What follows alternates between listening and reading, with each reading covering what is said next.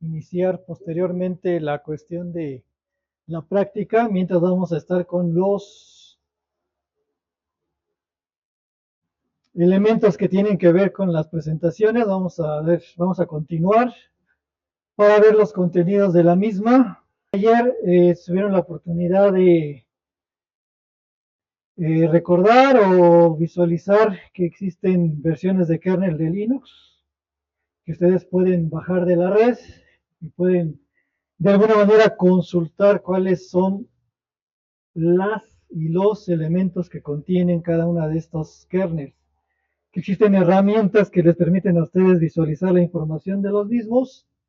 Y el día de hoy nos va a corresponder compilar proyectos, a final de cuentas, como puede ser el kernel de Linux, o como puede ser QEMU, como puede ser los toolchain correspondientes. Prácticamente las herramientas que se requieren para el objetivo del taller son precisamente proyectos previamente creados que nos van a permitir llevar a cabo el objetivo final, que es emular Linux sobre la plataforma de RISC-V en QEMU, ¿no? Bueno, para previamente lograr eso, pues se requieren algunos conocimientos que tienen que ver con el kernel. Ya el día de ayer hicimos mención de cuáles son las 4 partes principales que comprenden al kernel. Se mencionaron también las llamadas al sistema y estuvieron viendo 2 programas, uno que tiene que ver con la biblioteca del C y otra con las llamadas al sistema, precisamente gestionando y manipulando el sistema de archivos y el hardware en cuestión.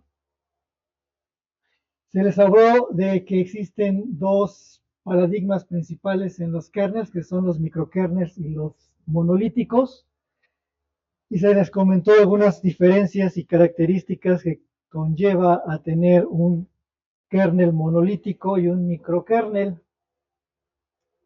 En cada una de ellas, lo principal son las arquitecturas del sistema operativo.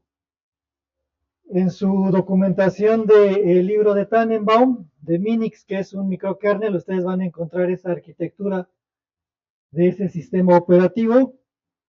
Y se observa que la principal diferencia es que el kernel como tal no contiene a los gestores o elementos de gestión del sistema de archivos, el gestor de procesos, el gestor de red, sino que el kernel es algo muy simple que no contiene a esos demás elementos.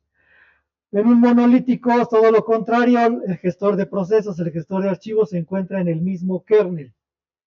Otra de las cosas importantes es que cuando se ejecuta un programa de usuario, cuando se hace ese traslado del programa a las llamadas al sistema que residen en el kernel, en el caso de los monolíticos, prácticamente se hace una conmutación de lo que se conoce como modo usuario a modo kernel, por eso aquí aparecen estos nombres, ¿sí? El modo usuario es precisamente la cuestión en donde están trabajando los procesos en áreas de memoria de la computadora totalmente ajenas a las áreas de memoria del modo kernel, para que obviamente los procesos de kernel no tengan que invadir áreas de memoria de los procesos de usuario, o al revés, que los procesos de usuario no invadan áreas de memoria de los procesos de kernel y puedan ejecutarse totalmente de manera aislada en la memoria, ¿sí? Entonces, ahí les mencionan más cuestiones, aspectos y cuestiones de lo que es un microkernel, y se les habló un poquito de la historia de Linux. La arquitectura de Linux obviamente es mucho más densa que la de Minix, y aquí tienen ustedes un ejemplo. Se les mencionó que obviamente la parte principal del sistema operativo de cualquier distro es el kernel, y de ahí vienen todos los demás elementos que componen a la distro, que son herramientas o programas que le van a servir a los programadores, a los usuarios, a los administradores de sistema y a los webmasters para que ya una vez instalado la distro de Linux, Fedora o de Ubuntu o la que ustedes instalen, pues puedan realizar gestiones un poco más complejas de ese sistema para que una gran cantidad de usuarios puedan acceder al mismo o se pueda instalar este sistema operativo en ya máquinas mucho más grandes, con clústeres y demás. Ya sería un sistema operativo distribuido lo que ahí estaría trabajando, ¿no? Pero bueno, la base principal es el kernel, ¿no? La base principal, el elemento o núcleo del sistema de la distro es ese kernel. Hoy en día, aunque Linus Torvalds fue el creador de Linux, pues solamente es hoy en día un administrador que valida las nuevas versiones del kernel y que de alguna manera pues trabaja para que se mantenga la filosofía de Richard Stallman de código abierto, ¿no? Esa es la ventaja. A final de cuentas, todas las herramientas, todos los desarrollos o proyectos de software estarían ligados a GNU, que es la idea de Richard Stallman, para que todo sea código abierto. Y conforme va evolucionando o ha ido evolucionando también la parte del hardware, ¿no? De las computadoras, de pasar a mainframes, a computadoras de escritorio, luego a laptops y ahora ya a sistemas embebidos, pues viene el soporte para lo que son los procesadores ARM. Ustedes saben muy bien que, por ejemplo, una Raspberry contiene procesadores ARM, ¿no? O los teléfonos celulares son principalmente soportados por procesadores ARM. Entonces, esto permite que el kernel también tenga soporte a lo largo del tiempo, obviamente el kernel de Linux, para este tipo de arquitecturas. Entonces, ha evolucionado la filosofía y ha evolucionado todo lo que tiene que ver. Lo que sí es importante indicar que el encargado de bootear una máquina o el sistema operativo, pues es precisamente ese kernel. Ahí en la documentación que tienen hay un artículo científico del Journal de Sistemas Operativos, en donde, bueno, es el Linux Boot. El artículo es un estudio de la inicialización de Linux y del sistema operativo OpenBSD sobre arquitecturas de Intel. Obviamente, todo esto, toda esta documentación es sobre laptops o máquinas de escritorio, ¿no? No abarca los embebidos. Pero lo importante es este flujo de arranque que tiene Linux en las máquinas que ustedes ahorita tienen enfrente de su escritorio, porque al momento de que enciende la computadora, lo primero que hace y realiza, como todavía son máquinas de disco duro mecánico el disco duro, o aunque sea de estado sólido, pues va y lee información de los sectores de disco para iniciar el arranque. El primer sector de disco siempre es el más importante al momento de arrancar, porque ahí se mantiene la información correspondiente al proceso de inicio de arranque de la máquina.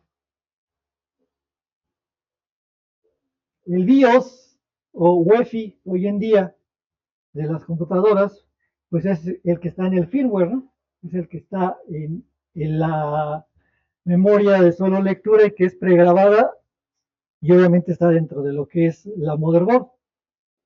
Bueno, obviamente el BIOS contiene toda la información relacionada con el hardware que está instalado en la computadora y ustedes pueden consultar y administrar o ver la información, cambiar información, ¿no?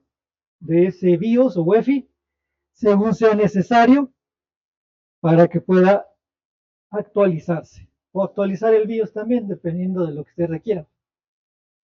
Pero bueno, ese es el primer programa que tiene en el flujo de arranque. Cuando ya el BIOS termina, es decir, de validar que efectivamente todo el hardware está operando de manera mínimamente correcta, se le entrega el control a otro programa que es un bootloader. Precisamente es ahí donde entra el programita que aparece en el primer sector de disco para reenviar a un área de memoria la carga del bootloader. El bootloader actual para Linux es el Groove. El Groove Loader, anteriormente se llamaba Linux Loader, hoy es el Groove, es un proyecto de desarrollo de bootloaders para Linux que existe. Una vez que el Groove ya está, hoy está el Groove para ustedes cuando arranca la máquina, ustedes pueden seleccionar entre si quieren que arranque con Linux o si quieren que arranque con Windows, ¿no? Entonces, ese es el Groove, al final de cuentas, lo que está ahí actuando, si es que es el programita que les permite seleccionar qué sistema operativo van a arrancar la computadora o con el que van a arrancar la máquina. Si no mal recuerdo, estas máquinas tienen instalado Linux y Windows en particiones diferentes del disco. ¿Sí? Entonces, en ese sector de disco, precisamente ese primer sector de disco de arranque, contiene la información de las particiones y la ubicación donde están esas particiones y además cuando se instalan los sistemas operativos, se manipula ese primer sector de disco en uno de los primeros bytes o en unos bytes para decir que la partición tal o la primera partición que va de tal sector a tal sector tiene información de un sistema operativo Linux y la otra parte de gestión dice que la partición que inicia en el sector de disco tal y termina en tal tiene un sistema operativo Windows instalado una vez que ya se instalaron los sistemas operativos en cuestión y se hicieron las particiones de disco correspondientes. Entonces, cuando ustedes seleccionan que arranque con Linux, inmediatamente en el flujo de arranque entra ya el sistema operativo en cuestión. ¿Sí? Entonces, ese es el flujo de arranque que una computadora que tienen a ustedes enfrente o una laptop hace y realiza. No es el mismo flujo de arranque que un embebido, que una Raspberry o una BeagleBone, BeagleBoard o cualquier tarjeta que ahora puedan adquirir en el mercado que tenga un procesador y que puedan ustedes con una memoria SD arrancar ahí un sistema operativo. Ese es otro asunto que vamos a ver más adelante. Por el momento lo que nos va a interesar es este flujo de arranque, ¿sí? Porque es el que vamos a replicar en un proyecto que tenemos actualmente de desarrollo y son precisamente las actividades que vamos a hacer el día de hoy. ¿Sí? Voy a, bueno, lo que resta de la presentación número 1 para darle carpetazo a ella, no es nada más que hablar de las versiones de Linux que ya mencionamos en la clase anterior. ¿Sí? Nos quedamos aquí en la presentación. Estos son los que acabamos de ver. El BIOS, el MBR es precisamente el Master Bus Record. Es eso que les acabo de decir, que ahí se almacena la información de las particiones de disco y qué sistemas operativos están arrancando. Y después viene el Groove, viene el kernel. El init es el proceso inicial de arranque del operativo. Y después pues ya viene todo lo que se descomprime al momento de que arranca un sistema operativo en cuestión. Y bueno, en un embebido sí son un poquito diferentes las cosas, han cambiado, lo vamos a ver posteriormente, llamadas al sistema y todo depende obviamente de lo que es el hardware, ¿no? Porque a final de cuentas, ahorita lo vamos a ver, cuando ustedes arrancan una computadora, pues se tiene que comunicar, como se alcanzó a observar hace un momento, el Groove o el bootloader con el sistema operativo, pero el sistema operativo está montado sobre una máquina que tiene un procesador, una arquitectura específica, y pues hay que hablarle en su idioma, ¿no? O sea, el ensamblador de ese procesador hay que hacer los programas de arranque principales. Vale, aquí tienen una historia de lo que es las características del kernel de Linux a lo largo del 2000 hasta el 2021, cómo ha ido evolucionando. Obviamente, lo más destacable es la cantidad de líneas que tiene un sistema operativo de Linux y la cantidad de soporte para hardware y para elementos que puede gestionar ese sistema operativo. Luego se les indican las características básicas importantes que soporta ya hoy en día el sistema operativo en cuestión. Ahí se les deja a ustedes para que lo analicen y se les habla de las diferentes versiones. Android es un sistema operativo que tiene como kernel Linux. ¿Sí? Arriba del kernel hay diferentes capas, esta es la arquitectura de Android, pero su kernel o la base de la operación del sistema operativo de Android es el kernel de Linux. Arriba vienen capas como la arquitectura de Linux que acabamos de ver o la arquitectura de Minix, que están a partir de aquí hacia arriba escritas en Java y tienen este puente de comunicación que es la máquina virtual precisamente del sistema operativo para que pueda trabajar arriba con Java, abajo con C, porque el kernel de Linux está escrito en lenguaje ensamblador y en lenguaje C. ¿Sí? Sin embargo, quien ha desarrollado aplicaciones en Android sabe que lo puede hacer. Bueno, los primeros eran en Java. Yo ya existe el lenguaje de programación Dalvik, creo que se llama Dalvik, ¿no? Que hizo ya la gente de Google para hacer aplicaciones de Android. Pero bueno, entonces existe o debe de existir una forma en la que se traduzcan las líneas de código de Java, líneas de código de C, para que esto pueda funcionar de manera apropiada. ¿Sí? Entonces, todas las versiones de Android que existen actualmente, ¿sí?, también tienen un Linux como kernel funcionando. Listo, esa es terminamos con la primera presentación, ¿sale? Bien, en la segunda son las arquitecturas más internamente hablando, y ya estuvimos trabajando con el sistema de archivos el día de ayer. Vamos a ir allá ahora sí a la práctica, porque ahora sí ya llegaron la mayoría de los compañeros. En la parte de programas, el día de ayer estuvieron trabajando sobre la carpeta de ordinarios. No vamos a ejecutar todos los programas, a final de cuentas, solamente ahorita los más importantes para el objetivo que tenemos. Pero como les dije el día de ayer, cuando ustedes están trabajando con un sistema operativo, como lo es Linux, se tiene que dar soporte a esos 4 elementos fundamentales. El día de ayer ya vieron cómo utilizar llamadas al sistema para gestionar el sistema de archivos y manipular un hardware de alguna manera. Pero el otro elemento importante es el proceso, ¿no? O sea, un proceso en la conceptualización de proceso. En términos generales, como les dije el día de ayer, el proceso es un programa ejecutándose en la memoria de la computadora. Cualquier programa que se esté ejecutando, pues debe ser gestionado por el sistema operativo. Pero dentro de esa gestión existe, como todo, la factibilidad de poder hacer que esos procesos se comuniquen entre sí, tener que controlarlos para que, como se les mencioné el día de ayer, puedan ejecutarse solamente uno en la CPU, o realicen trabajo colaborativo entre ellos, ¿no?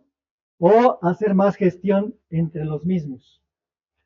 ¿Cómo es que un sistema operativo lleva a cabo la creación de procesos? Entonces hay una carpeta por ahí que se llama procesos, en donde vamos a hacer nuestro ejercicio del día de hoy, ¿sí?, para comprender un poquito más qué es esa cuestión de procesos, ¿no? Bueno, ya estoy en la carpeta de procesos. ¿Sí?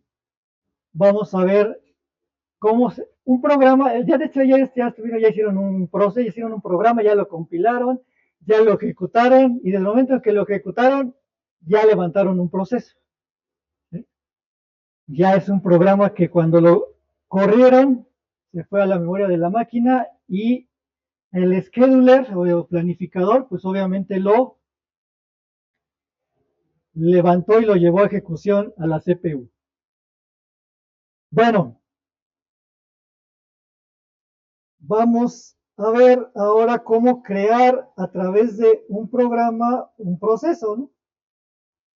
Entonces voy a ir a mi editor, voy a meter a esa carpeta para abrir ese programa, el primero que aparece ahí, donde dice procesos. Decimos, la llamada al sistema importante para crear un proceso se llama fork, ¿sí? O hoy en día se llama clon para Linux, ¿sí? Ustedes pueden crear un proceso dentro de un programa, que a su vez va a ser un proceso cuando lo lancen, a través de la llamada al sistema fork, ¿sí? El día de ayer, si fueron muy observadores, yo les comenté que cuando no utilizaban la biblioteca del C, ya no necesitaban de la macro file ni el apuntador, ¿no? Ni los apuntadores para definir las entradas de los archivos, sino nada más eran variables enteras. Todas las llamadas al sistema de Linux, todas, regresan un entero, ¿sí? Regresan una variable de tipo entero. Todas las llamadas al sistema. El sistema operativo Linux tiene alrededor de más de 300 llamadas al sistema, ¿no? Que las encajona entre gestión de sistema de archivos, gestión de procesos, gestión de memoria y gestión de entrada-salida. Y otras más como señales, ¿no? Manejo de señales y demás. Pero todas ellas regresan una variable entera. Entonces, si ven ustedes aquí el programa, se definen dos variables de tipo entero. Una de ellas se inicializa con el valor de 1 y se abre un ciclo while hasta que se va a repetir hasta que esa variable sea mayor que 5, ¿no? Como vale 1 y es un while, inmediatamente valida, entra al ciclo y lo primero que hace es la llamada al sistema fork, regresando al valor entero del resultado de esa llamada al sistema. Con un switch se valida el valor de ese entero que es devuelto por la llamada al sistema fork y se dice que si vale 0 se ha creado un proceso hijo y si vale menos 1 no se ha creado el proceso y si no tiene estos valores entonces es el proceso padre. Es un poquito a veces complicado cuando ustedes ven las primeras formas y estructuras de los programas que traen un fork, entenderlo. Pero les hablamos lo siguiente, un proceso puede crear otros procesos, ¿sí? Por ejemplo, ¿a qué se refiere con eso? El shell o la terminal es un proceso que se está ejecutando en estos momentos sobre el proceso de la interfaz gráfica de usuario. Cuando ustedes corrieron los programas el día de ayer, están lanzando el proceso a partir de este proceso de la terminal. Entonces, ese proceso que corrieron el día de ayer se convierte en un proceso hijo de este proceso de la terminal, ¿sí? Entonces, ese es el concepto de procesos hijos, ¿no? Son procesos que son creados por un proceso X, y que de ahí penden. Pero desde el momento en que se crean, pues son automáticamente independientes cada uno de ellos. En el sentido estricto de que, aquí viene ya la cuestión computacional interesante. Cada proceso creado, como esta terminal, como el que corrieron ayer y como aquellos que van ahorita a crear a través de este programa, se les conoce como procesos ligeros, pesados, perdón, ¿no? Procesos pesados porque cada uno de ellos exige requerimientos de memoria. ¿Sí? Un proceso reside en la memoria, pero ¿qué es lo que va a tener un proceso en la memoria? Va a tener un área de código, un área de datos y un área de pila o stack, ¿sí?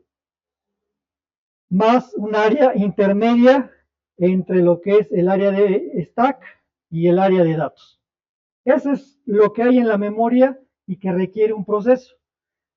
Entonces, cada vez que se crea un proceso, va a demandar esa área de memoria. ¿Cómo sabe el sistema operativo cuánta memoria va a requerir un proceso? Porque no es lo mismo un hola mundo a un programa del explorador de internet que tiene más líneas de código, ¿no? Claro.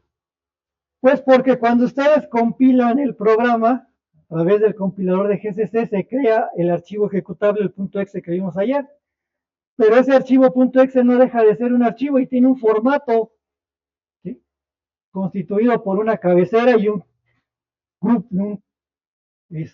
cuerpo.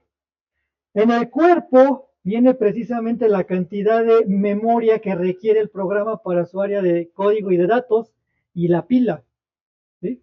De tal manera que cuando viene el cargador, o sea, cuando le decimos punto diagonal y ejecuta este programa, el sistema operativo, hay un cargador o un loader de programa de ejecución que lee el contenido de ese programa y dice, ah, tú requieres tanta cantidad de memoria para tu código, para tus datos y para tu stack. Voy a ir a buscar a la memoria a ver en dónde te puedo meter y ahí te voy a alojar. ¿Hasta qué? Pues hasta que mi otro elemento, que es el scheduler, tenga ya desocupada la CPU para que te puedas ejecutar sin problema. Va a haber un tiempo de ejecución, un slot de ejecución, un milisegundo en el que vas a ejecutarte y después te tengo que retirar porque hay otros procesos que quieren ocupar la CPU y así estamos. ¿Sí? Así estamos funcionando en el sistema operativo. Entonces, la contraparte son los procesos ligeros que son los threads, ¿no? O la programación multithreading. ¿Sí?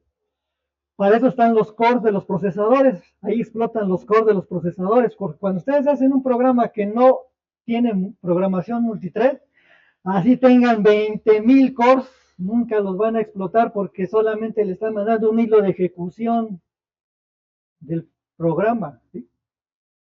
Entonces, si ustedes compran una computadora con un dual core o un quad core o con iCore 7 y demás, necesitan forzosamente pues programar o hacer programas multithreading para explotar todos esos cores, porque si no, si hacen un programa como este, todos los procesos que aquí se están levantando solamente explotan un core, ¿sí? No hay más. Bueno, la otra es cuando se devuelve este entero, hay números de validación que me dicen que se está creando procesos hijos a partir del padre, pero como les voy a repetir, cada uno de ellos es independiente una vez ya creados. Entonces, si cada uno de ellos va a tener un datos, código, ¿en dónde está eso? Bueno, pues esto que está aquí, que son la memoria para datos de mi proceso padre, que va a crear aquí a los hijos, automáticamente se copia a los hijos. De tal manera que las variables que estaban antes aquí van y ocupan el espacio en las áreas de memoria de datos de los hijos. Y el código que está aquí para los procesos hijos, que es cada uno de los procesos lo tiene de manera independiente para su operación. ¿Sí? El único lugar que comparten es el área de código del padre, porque aquí está metido todo el código que se va a hacer, pero ya después de que se ejecutan y se crean, cada quien tiene sus elementos en las áreas de memoria donde las ubica el sistema operativo. Entonces, listo. Es un esquema un poco complejo por ese sentido, ¿no? Soy un proceso que ahora, en lugar de estar en la terminal y lanzar el programa, voy a estar dentro del programa haciendo procesos. ¿Para qué sirve eso? Bueno, es que hace muchos años, entre las tantas cosas para lo que sirve, pero es entre las cosas que sirve o servía hace muchos años, pues es que obviamente no había procesadores con multicore, ¿no? O sea, había procesadores que nada más tenían la CPU y no había más. O podían tener una red de comunicación con procesadores, pero nada más no había multicore, ni había tarjetas de Nvidia, ni GPUs, ni nada, ¿no? Entonces, pero todavía teníamos que resolver problemas de física y de matemática, ¿no? Matrices sobre todo, grandes problemas que se tenían que resolver. Entonces, ¿cómo se hacía? Bueno, pues esto podría permitir solucionar un sistema de ecuaciones, ¿no? De n cantidad, pero repartiendo el trabajo entre los procesos.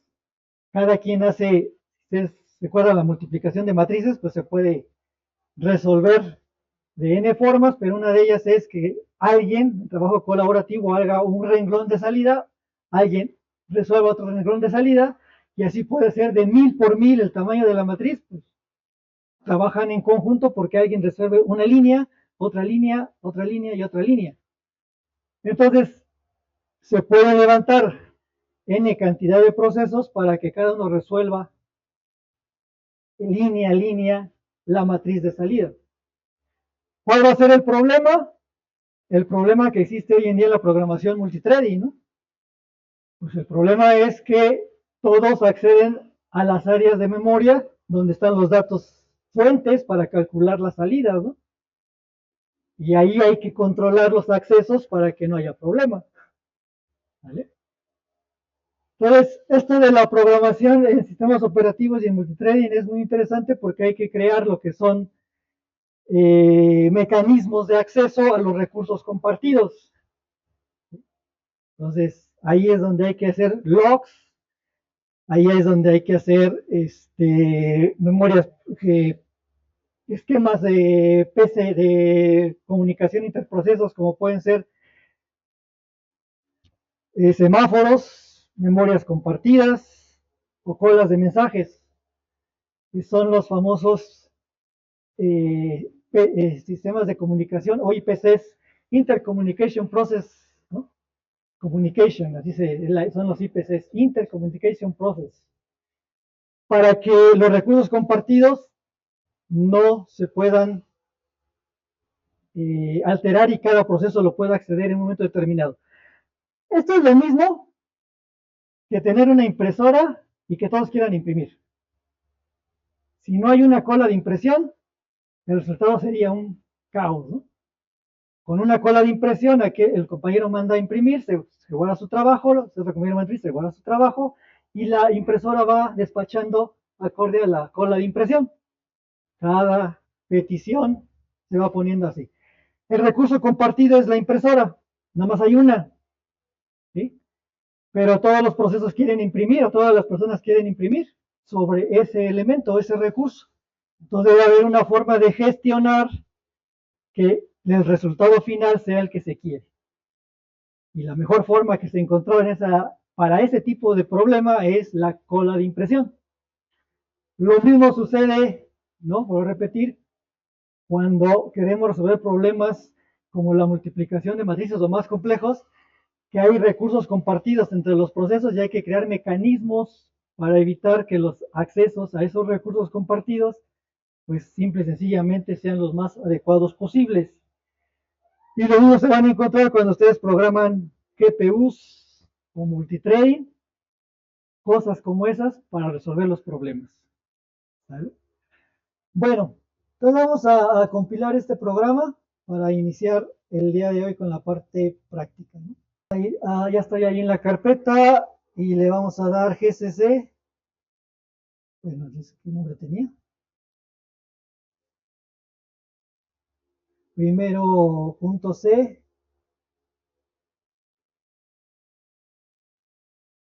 Guión no primero punto exe.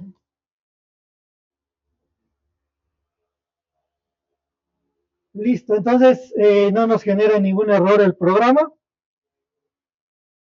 Va a crear 5 procesos hijos a partir de el momento en que nosotros ejecutemos ese programa. Y cada uno de ellos va a mandar el mensaje que se vio hace un momento, ¿no? como está trabajando la variable i ahí, pues prácticamente me va a mandar precisamente hijo 5 creado, hijo 3 creado, hijo 4, hijo 5, hijo 5, 4, hijo 5. ¿Sí? Pero si ustedes observan, no hay un control, no hay una forma de controlar la salida. ¿Sí? Se ven ahí los resultados de salida, pero uno quisiera que dijera, a ver, 1, 2, 3, 4, 5, pues no, porque ahí eso se debe a precisamente no ocupar mecanismos de control de acceso. En este caso la terminal, esta que está aquí, está fungiendo como el recurso compartido, ¿sí? Porque ahí va a imprimirse todos los resultados de los procesos. Entonces, si yo no le he dicho en el programa, a ver, primero mándame a imprimir lo que salga del proceso 1 que se crea y luego espérate a que termine ese proceso de imprimir para lanzar el segundo y luego te esperas para lanzar el tercero, pues el resultado final es lo que se ve aquí. Nada ordenado, pero sí hay impresión. ¿Sí? Ahorita no vamos a llegar a hacer esas cosas, ¿no? Pero lo único que quiero que se entienda es, uno, hay una llamada al sistema que ustedes pueden utilizar para crear procesos que se llama fork. Y dos, que sí, como en este caso, cuando los procesos comparten un recurso, pues hay la necesidad de hacer más gestión en el programa para que todo salga ordenado. ¿Sí? Listo, ahí está la ejecución. Obviamente, lo que sí espero, con un control C ustedes salen de la ejecución. Lo que sí espero que el resultado no sea el mismo que ustedes les salga porque cada máquina tiene su propio scheduler y cada máquina tiene sus propios procesos corriendo. Entonces, indudablemente el resultado va a ser diferente a lo que les haga el compañero, a lo que haga el compañero, a lo que aquí se ve, porque cada quien está ejecutando procesos diferentes. Vamos a ver un ejemplo para terminar esto de los procesos que también es muy rápido, para que hagan algo, ¿no? O sea, pues, ahorita imprimieron, pero este programa que se llama tercero.c, que también está en esa carpeta, les va a permitir a ustedes ver qué es lo que hace en colaboración dos procesos de una manera muy simple, ya trabajando en conjunto.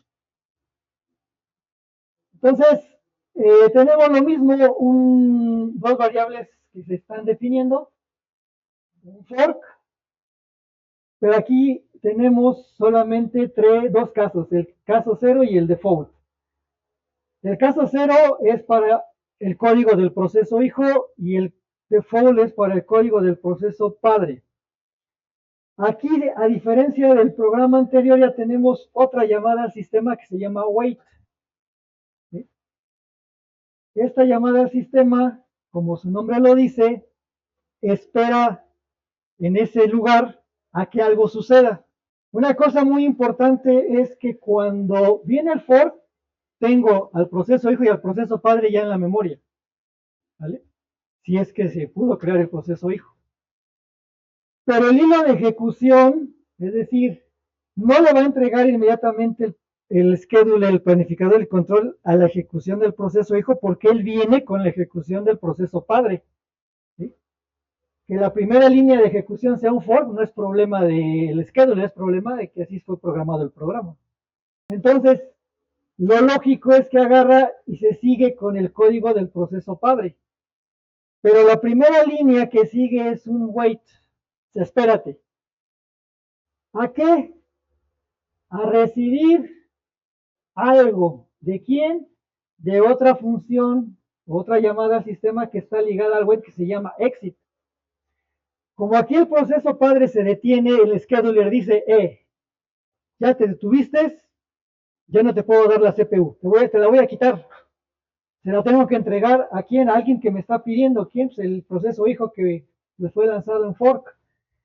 El proceso hijo hace una suma de dos valores y ejecuta exit regresando la suma correspondiente, que como está ligada a wait, va posteriormente a entregarle el control al proceso padre para que él imprima el resultado de la suma. Muy simple eso que ahí se ve, pero lo que está sucediendo es que están haciendo el trabajo colaborativo dos procesos, el hijo y el padre, para entregar este resultado de printf. o que se ve ahí en el printf, ¿no? De la suma de los dos valores. Esos dos valores van a ser pasados por la terminal, puesto que aquí está argv1 y argv2. Ya dijimos el día de ayer que esas argv1 y argv2 son los parámetros o las cadenas de caracteres que bajan de la terminal y que recibe precisamente en este arreglo nuestra función main. Y que el argc es el número de parámetros que estaría recibiendo. ¿Sí? Listo, entonces vamos a compilarlo y vamos a ejecutarlo para ver su funcionalidad. Entonces, ahora se llama tercero.c y vamos a obtener el tercero.exe. La compilación no tiene ningún problema y vamos a ejecutarlo. Como se les acaba de decir, vamos a pasarle dos parámetros adicionales que son los números que nosotros queremos que sume y le damos y listo. No debe de haber error en la suma.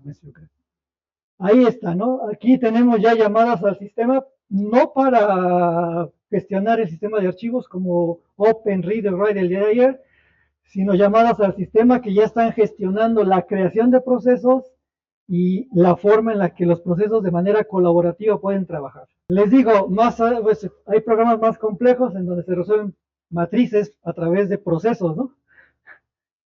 Pero hoy en día ya eso ya es muy obsoleto porque pues, mejor programan las GPUs, ¿no? Pero de todas maneras, bueno, en un curso de sistemas operativos esto es necesario. Con la herramienta top ustedes pueden ahí verificar cuántos procesos están activos y cuáles son los procesos con mayor demanda de la CPU. Pero a cada proceso el sistema operativo le entrega un ID, o sea, un identificador de proceso. La pregunta es correcta. La pregunta es, bueno, yo podría saber, os voy a saber qué identificador de proceso le dio el sistema operativo, porque precisamente esa es la variable entera que regresa el fork. ¿Sí? Aunque aquí dice case 0, ese proceso, hay una llamada al sistema que se llama getPID, con la cual ustedes pueden obtener el identificador de proceso que el sistema operativo le entregó a ese proceso. Y después lo pueden imprimir y buscarlo dentro de los procesos, ¿no? Buscarlo en la tabla de procesos activos para verificar si efectivamente fue eliminado o no. Los procesos, como dice aquí el compañero, pues sí pueden quedarse colgados, pero hay un exit por ahí que existía ahí en el programa para que ya se determinaran sin ningún problema, ¿no? Desde el momento en el que ya no hay más líneas de código, el proceso hijo deja su operación y como pende del padre, pues automáticamente en ese programa, específicamente en ese, cae, ¿no? O todos caen. Si un proceso se mantiene, ustedes tienen la llamada sistema kill para matar al proceso, ¿no? Lo pueden ejecutar desde aquí, teniendo el ID, y pueden matar el proceso. El control C es la forma más abrupta y es una señal. Una señal es una interrupción a nivel de software que es captada por el sistema operativo para realizar una acción. En este caso, con el programa que corrimos hace un momento del primero.exe le dimos control C y eso le indicó al sistema operativo matar al proceso que se estaba ejecutando. Pero como los procesos chicos ya terminaron de ejecutarse, automáticamente el scheduler los retiró de la memoria y ya no hay más que hacer. Vamos a ver los inicios de la gestión del hardware. Aquí en esta asignatura de sistemas operativos tienen que hacer device drivers. ¿Qué es un device driver? Pues es un controlador de dispositivo. Porque aquí en la maestría en ingeniería de cómputo, si llegan a hacer una tarjeta y luego la quieren que funcione con el sistema operativo, pues hay que hacer el controlador, ¿no? Y no cómo. Bueno, si es por un controlador universal como el serial USB, pues ya puede funcionar, ¿no? Pero si no, ¿cómo se le hace?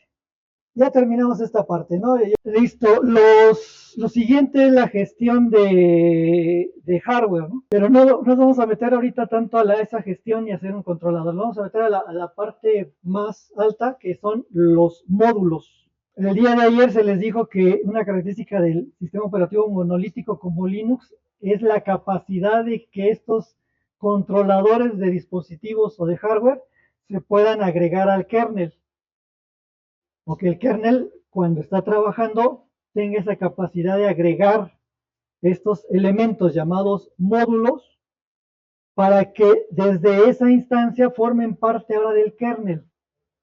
¿Sí? Eso tiene la ventaja de que, como les dije ayer, no recompilan el kernel, pero tiene la desventaja que si ese controlador falla, puede hacer que el sistema operativo se crashee, puesto que está internamente en la parte del kernel, ¿no? Ese módulo o ese device driver. Entonces, cuando alguien hace un módulo o un device driver, ¿no? Que el device driver es un módulo, pero ya para controlar un hardware, tiene que tener mucho cuidado de cómo se codifica ese módulo y ese device driver, porque si no puede correr el riesgo de crashear el sistema operativo. Eso, como se les dijo ayer, no sucede en los sistemas operativos microkernel, solamente en los monolíticos como Linux y Windows.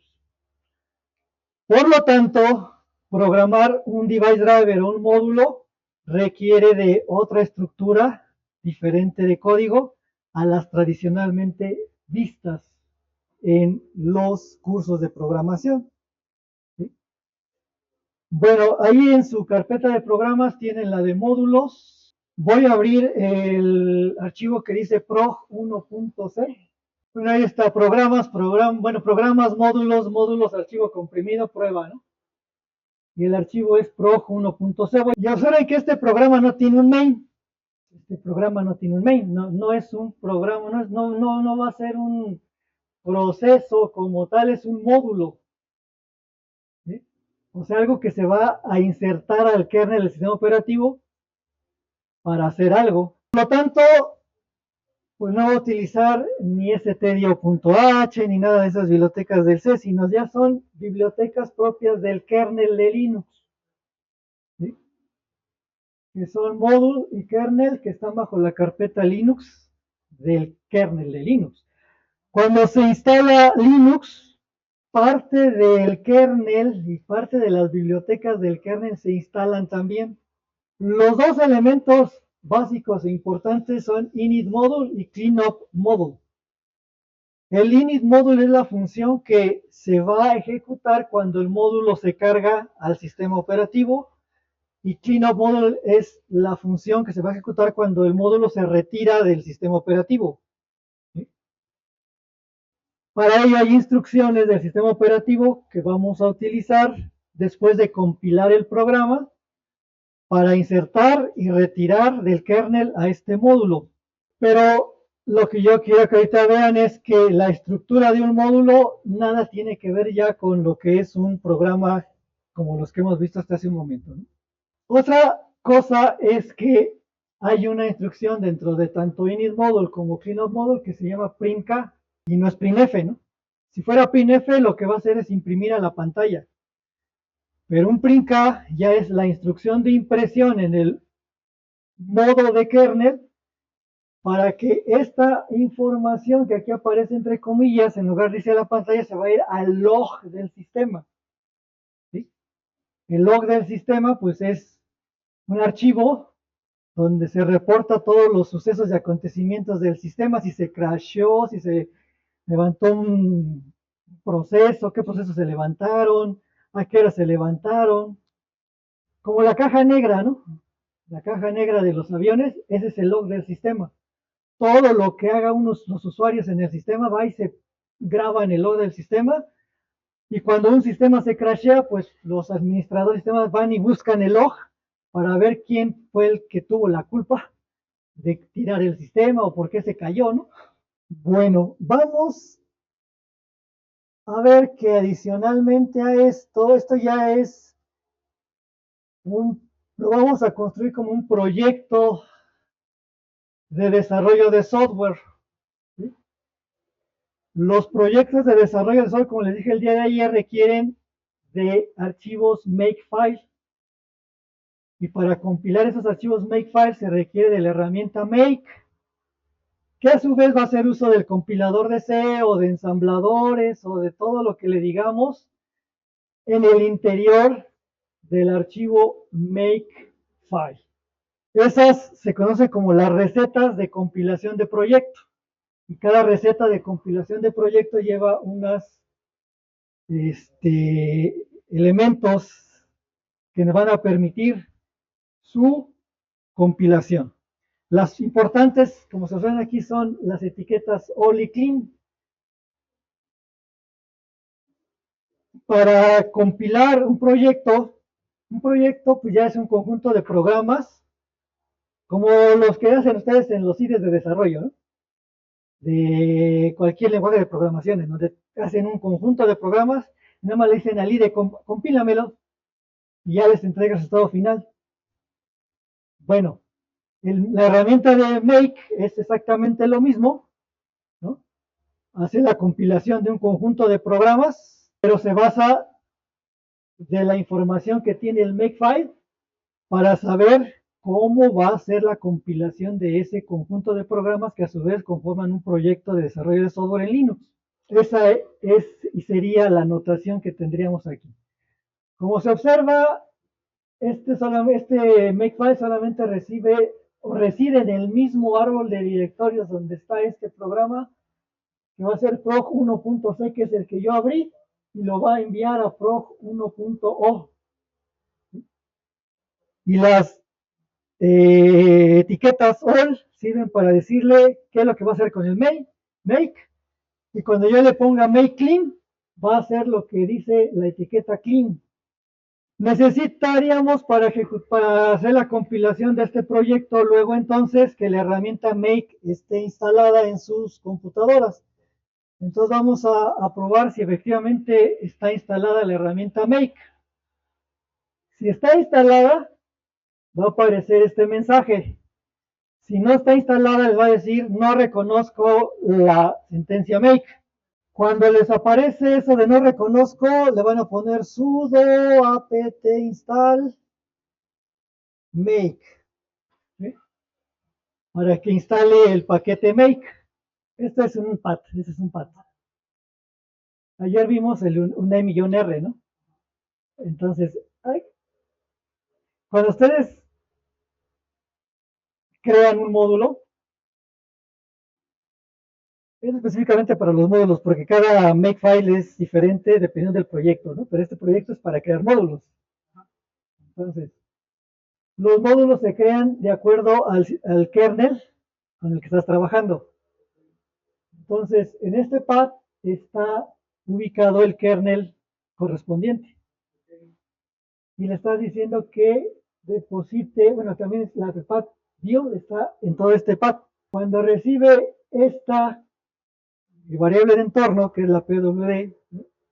Que es el directorio actual, me estás diciendo que vas a hacer que la herramienta make haga uso de los recursos de gestión de módulos que están aquí para que actúen sobre los archivos que están aquí. ¿Sobre qué archivo? Este que estás diciéndole aquí, ¿sí? Que va a ser el fuente, pero la salida va a ser el punto O. ¿Sí? Y eso va a generar módulos, o sea, el módulo. Lo mismo para el clean, nada más que a limpiar.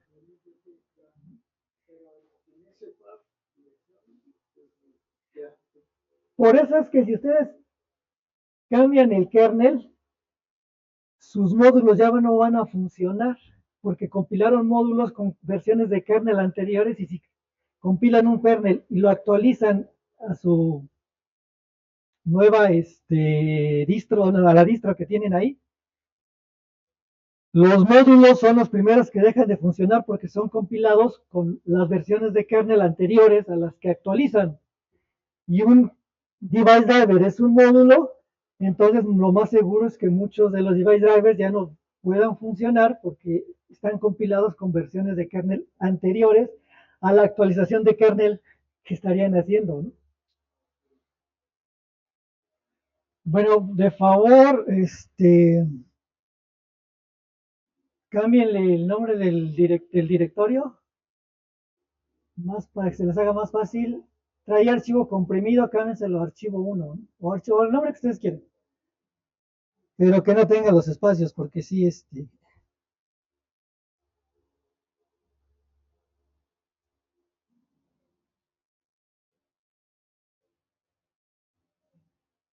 y vamos a quedar solamente con, le van a borrar los archivos, los punto .ko. Espero que no les marque a ustedes el error. Lo que pasa es que a mí me marca un error porque yo tengo instalados varios GCCs.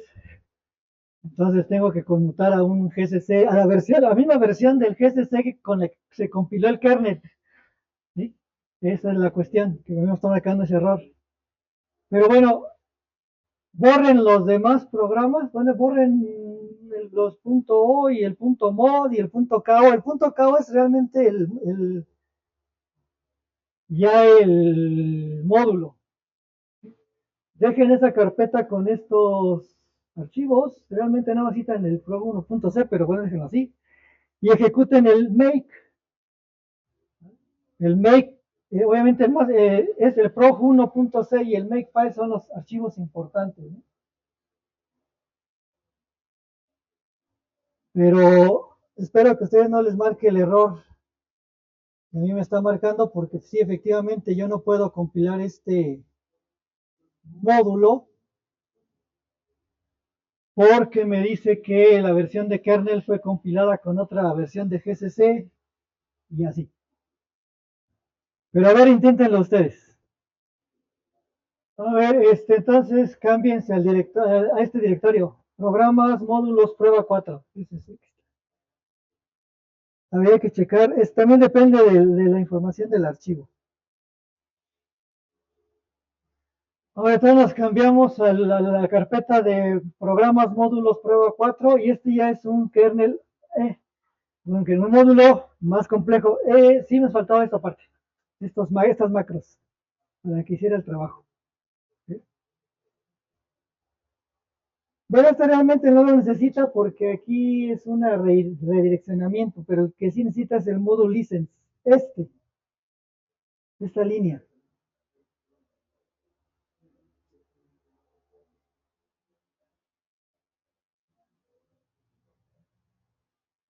Lo demás, esto es acá, esto es para acá, pero el que faltaba era esta línea de módulo license del otro programa, ya me acuerdo. Pero bueno, váyanse a esa carpeta. No hay mucha diferencia con respecto al otro programa.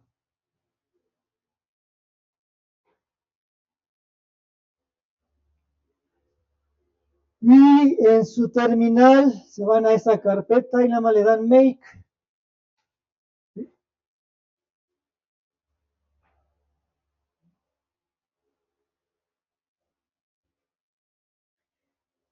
Y en el listado largo de sus programas ya debe de haber sido actualizada la fecha de creación del .ko. Este es el importante. ¿Se quedó?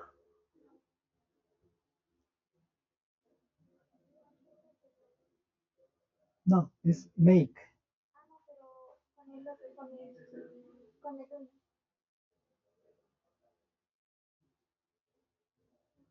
Ah, no. Pero cámbiate de carpeta. Ah, es esa. No, no, no. Aquí en la terminal, cámbiate de la carpeta.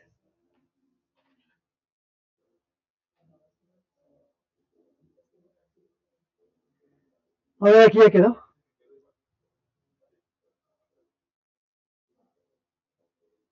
Listo, es make.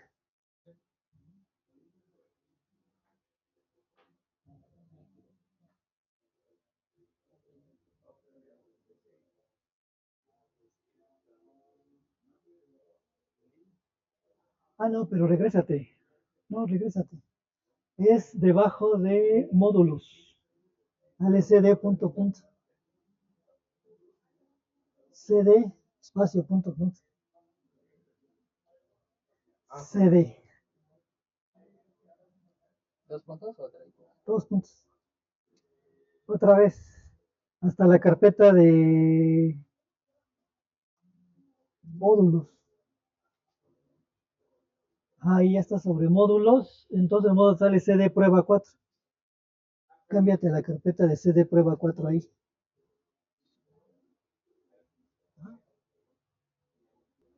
A ver, ahí en la carpeta de programas ya está, ya le acabo de subir la que es prueba 4.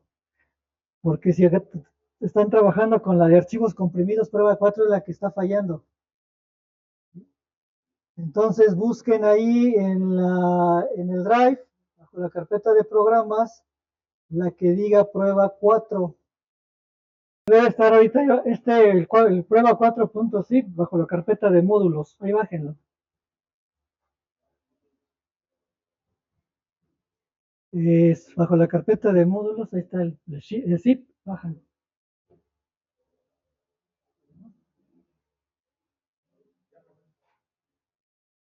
Y ahora sí, cámbiense ahí, ahora sí compílenlo, make, y ya debe de funcionar.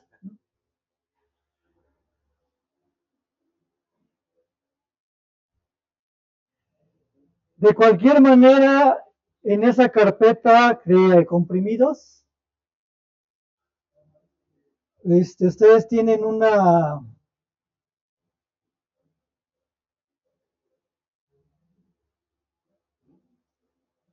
tienen este PDF que si ustedes lo siguen pueden seguir practicando para hacer módulos, ¿no? Aquí sí nada más es que aprendan a qué es un módulo, compilarlo y hasta ahí. ¿Vale? Pero bueno, si ustedes quieren seguir haciendo pruebas con módulos, aquí está este PDF para que ustedes puedan seguir trabajando fuera de este taller. Y la otra relevancia de esto es que aprendan a usar la herramienta Make, ¿no? ¿Para qué sirve esa herramienta Make?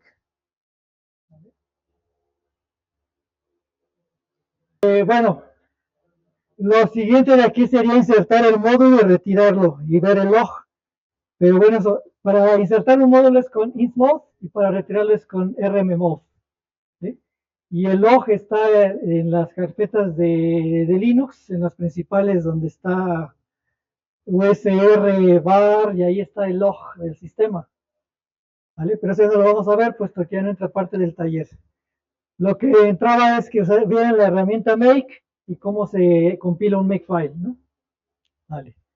Pues vamos ahora a pasar ya a lo siguiente que es precisamente con lo que iniciamos este día. Cómo seguir la línea de ejecución de arranque de una máquina. ¿Sí? Ok, para eso vamos allá a instalar QEMU, vamos a instalar vamos a bajar. No necesitamos QEMU. Entonces van a hacer lo siguiente. En la carpeta de documentos, en su carpeta de documentos van a crear la carpeta RIS5, por favor. Y ahorita no van a crear esas carpetas de QEMU, Linux y Toolchain. ¿Sí?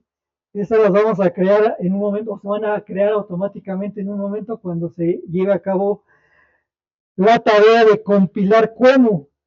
Una de las cuestiones que aquí hacemos es, QEMU se puede instalar desde el gestor de paquetes de Linux, ¿sí? Sin ningún problema. Ahí van, lo buscan, le dicen QEMU y entonces instalan desde el gestor de paquetes. Pero lo más interesante aquí es que como es un proyecto de software, pues aquí lo que hacemos es compilarlo, ¿sí? Hacer la compilación de QEMU. Claro que eso tarda y lleva tiempo, ¿sí? Que es más fácil bajarlo del gestor de paquetes que lo instale y es mucho más rápido. Pero aquí lo que se busca, obviamente, como se les dijo en la primera versión, es que cómo le vas a hacer para que trabaje QEMU, luego Linux, y luego tienes que compilar Linux para este procesador que está acá, o este semiconductor que tú quieres hacer, ¿no?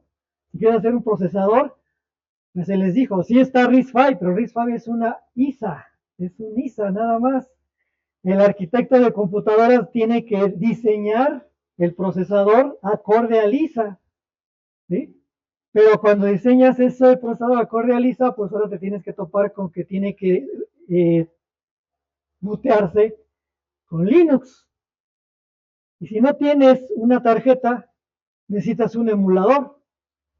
Es como no tener una Raspberry, puedes emular la Raspberry sobre QEMU, ¿no? O puedes emular cualquier otra arquitectura de procesador sobre QEMU, no necesariamente teniendo no la tarjeta, ¿no? ¿Vale?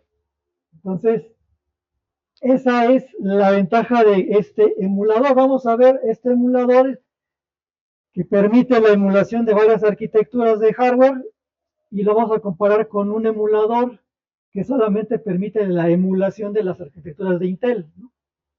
Vamos a ver que QEMU es mucho más potente, ¿no? En ese sentido. Vale, entonces creen su carpeta de RISC-V, por favor, sobre la carpeta de documentos. Y para hacer este ejercicio, que vamos a hacerlo en estos momentos,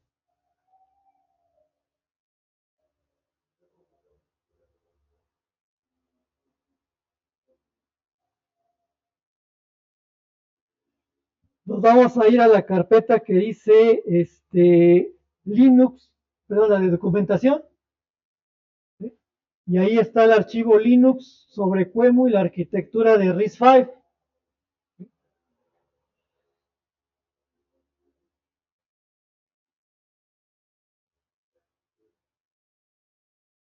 Sale. Hace un momento les comentamos que pues Android es un sistema operativo que utiliza Linux como kernel, pero que está su máquina virtual precisamente para que pueda hacer el trabajo de ejecución de los procesos que se ejecutan en Java en la parte de aplicaciones de usuario, ¿no? Un emulador, al igual o parecido a un simulador, ¿no? Pues necesita una máquina virtual, o sea, algo que esté encima del kernel para que pueda soportar eso, la emulación. Sus máquinas virtuales donde pueden instalar ustedes un sistema operativo sobre otro, pues precisamente permiten la parte de simulación y se necesita una máquina virtual para que se lleve a cabo ese trabajo, ¿no? Pero ¿qué pasa cuando meten un emulador que emula una arquitectura, pero que la arquitectura anfitrión es otra, ¿no? O sea, ustedes tienen una computadora con Intel, están ahí, pero van a emular ahora, o van a hacer uso de un software que emula una arquitectura que no es Intel, pero que va a ejecutarse sobre Intel, ¿no? Entonces se requiere el uso de las máquinas virtuales, en este caso el desarrollo de KVM de Linux, para que opere y además que su UEFI esté establecida o configurada para el soporte a máquinas virtuales. Uno de los posibles errores que a lo mejor cuando ya estén aquí en el taller es que quieren ustedes echar a andar QEMU, pero lo instalan y todo y no funciona. Pues es que hay que irse a la configuración de la web y a verificar si efectivamente da soporte a lo que es ya la emulación. ¿Vale? Primero, se aseguran de eso y después ya pueden echar a trabajar al QEMU sin ningún problema. ¿Sí? Bueno, para los siguientes talleres les vamos a requerir todo este conjunto de paquetes que ahí aparecen en el archivo. Y entonces hay que instalarlos, por favor. Son las herramientas mínimas necesarias para qué? Para compilar QEMU, para compilar Linux y para compilar el toolchain. Como van a compilar Linux para la arquitectura de QEMU sobre un procesador de Intel, entonces se requiere de un compilador cruzado. ¿Sí? O sea, el compilador de GCC que han usado hasta ahorita tiene un programa, pero su salida es para la arquitectura de Intel. Siempre el archivo ejecutable es para Intel. Pero incluso el proyecto ahorita de módulos, cuando hicieron el Make, la salida es para el procesador de Intel. Pero cuando van ahorita a compilar Linux para que se ejecuten en una arquitectura de RISC-V emulada por QEMU, si lo hacen con el GCC no funciona porque eso solamente genera la salida para el Intel. Entonces requieren de un compilador cruzado, y se le llama, que tome el código del GCC, bueno, de Linux, perdón, en C, y la salida sea para la arquitectura que ustedes le digan. ¿Sí? Eso es parte del toolchain. Y estas cuestiones o estos paquetes también son para soporte del toolchain. ¿Vale? Entonces, por favor, ya les recomiendo que vayan instalando paquete por paquete. Así como están separados, AutoConf, AutoMake, AutoToolsDev, Curl, libmpcdev, libmpfdev, uno por uno para verificar si no hay error en la instalación de cada paquete. Lo pueden hacer si quieren todo, pero si hay un error, hay que ver dónde quedó el error, ¿no? Entonces vayan sudo apt install autoconf, sale el primero. Luego, ya que terminó, sudo apt install automake y así hasta terminar. Eso puede ser en cualquier carpeta, eso no hay problema. Sí, está aquí en SEO documentación y se llama Linux sobre QEMU y la arquitectura de RISC-V. Está tanto el PDF como el Word para que ustedes puedan copiar y pegar sin problema, ¿no? No se les olvide que cada vez que hagan un apt install, hagan primero el apt update, ¿vale? Bueno, los que ya terminaron, por favor de instalar todos los paquetes, ahora descienden en el documento, debajo de la tabla que ahí aparece, se les indica que creen la carpeta RISC-V, que se supone que ya la hicieron, y dentro de esa carpeta, se cambian esa carpeta y van a ejecutar esta instrucción que es el git clone de QEMU. Esa primera línea, adelante por favor, porque es la que les va a permitir bajar el proyecto de QEMU. ¿Sí? Entonces, git clone https ya dentro de la carpeta de RISC-V, por favor, la que acaban de hacer. Bueno, ahí se van a esperar un rato porque va a bajar todo el proyecto de QEMU, ¿no? Mientras lo está haciendo, ¿ya alguien falta que baje, que instale paquetes? ¿Ya todos terminaron de instalar paquetes? En la carpeta de presentaciones hay un archivo que se llama instalando Bosch. Bosch es un emulador solamente de arquitecturas de Intel. ¿Sí? Entonces, abran ese archivo de instalando Bosch y la página principal del proyecto de Bosch aquí está, pero ustedes pueden bajar, bueno, hay que acceder a la página, ¿sí? Y buscar, vamos a acceder a la página. Ahí está el proyecto de Bosch. Bienvenidos al proyecto de emulador de las arquitecturas IA32, ¿no? De Intel. Y vamos a proceder a bajar ahí con este comando de geonzip. Debajo de la carpeta de RISC-V también si quieren ponerlo ahí. Al Bosch, ¿no? Entonces, pueden abrir esta terminal porque ahorita la terminal que tiene la tienen ocupada porque está bajando el proyecto de QEMU, ¿no? Ahora en otra terminal y váyanse a esa carpeta de RISC-V también. Y entonces comiencen a hacer el geonzip. No, perdón, para hacer el geonzip necesitan primero bajarlo de la página. El instalando Bosch. Instalando Bosch, aquí traen el enlace a la página de Bosch. Está en presentaciones.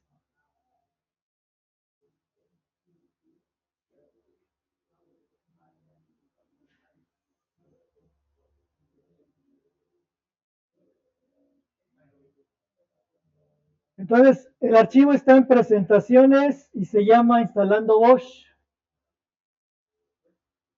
Al abrirlo, le van a dar clic luego aquí al enlace para que los lleve a la página de Bosch. Estando en la página de Bosch, se van al lado izquierdo y está la opción que dice See All Releases, o sea, ver todas las versiones, ¿no?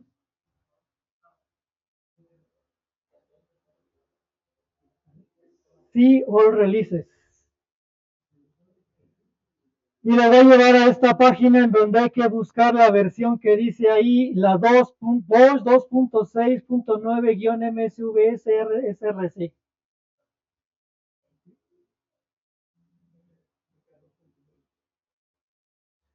La versión es la 2.6.9. 2.6.9 y hay que buscar la 2.6.9-MSVC SRC. MSVC. El punto zip.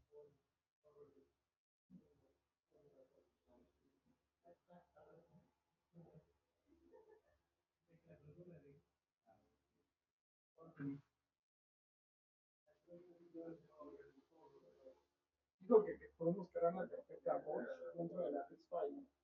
Ajá.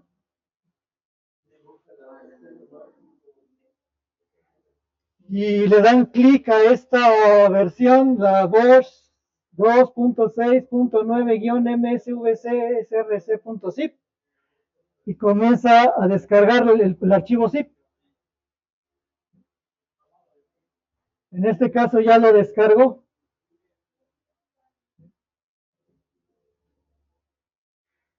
Lo van a descomprimir en su carpeta de RISC-V con la instrucción que tienen ahí en la de Geonzip Bosch.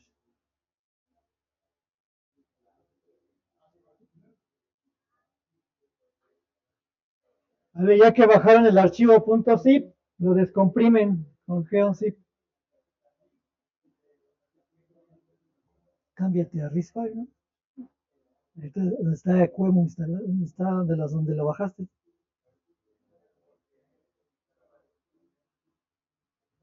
Ahí ábrelo. Pero abre la terminales de. Yo creía que traía la del checkout de la versión 5.02 más o menos, ¿no? El checkout. Por eso no les funcionaba, porque el Git checkout, como les digo a sus compañeros, pues les permite a ustedes, ya que bajaron y clonaron con Git clone el proyecto, con el checkout les permite a ustedes actualizar esa versión que bajaron a las versiones que ustedes le digan, sin necesidad de hacer nuevamente el clon. Es una actualización de versión nada más. Y entonces por eso no les fallaba, porque había una incompatibilidad entre los recursos, los paquetes, con la versión. La versión que bajaron no checaba con el programa o las líneas de código, le marcaba el error. Bueno, después, sudo make install, esto lo que hacen ya es instalar el paquete, en este caso de Bosch, para que todos los usuarios de Linux lo puedan usar sin ningún problema. En el sistema de archivos de Linux está la carpeta de proc. Ahí es donde se instalan todos los paquetes, ya sea que sean por el instalador de paquetes de Linux o ya sea a través de esta instrucción de sudo make install. Entonces, esto es lo que hacen las instrucciones de sudo make install y demás. Para los dos proyectos diferentes. Cuando el día de mañana vayan a compilar el kernel de Linux, igual tienen que bajar, clonar el kernel, se tiene que hacer un checkout, se tiene que hacer un make para todo el proyecto, finalmente un make install si quieren instalar el nuevo kernel en su distro. Entonces, todo este conjunto de pasos se hace para cualquier proyecto de desarrollo de software que ustedes se encuentren en la red y que quieran instalar en Linux. ¿Vale? Oh, es igualito, igualito. Algunos se dicen una cosa, una diferencia de otra, pero no sé si hay alguna duda. Al final, ya que lo entregaron nada más y ejecutan Bosch, va a aparecer ahí un error, un panic de algo, ¿no? Porque falta todavía configurar esa esa ejecución de este emulador. Esto ya no lo hagan. Esto ya no lo hagan. Bueno, adelante. No sé si ya dijeron.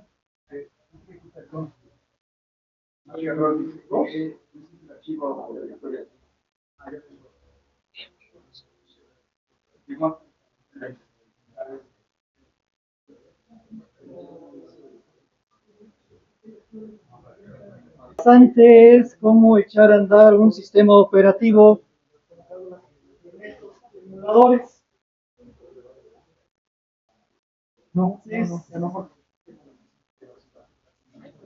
Pero también lo interesante es cómo hacer un pequeño proyecto de sistema operativo para que de ahí en adelante, pues si alguien quiere desarrollar un sistema operativo como tal, lo pueda hacer.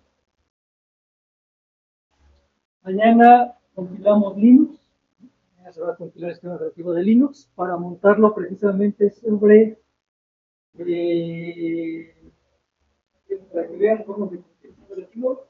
No se va a montar sobre el emulador, porque también tendríamos que compilar el toolchain correspondiente y dice que tarda más.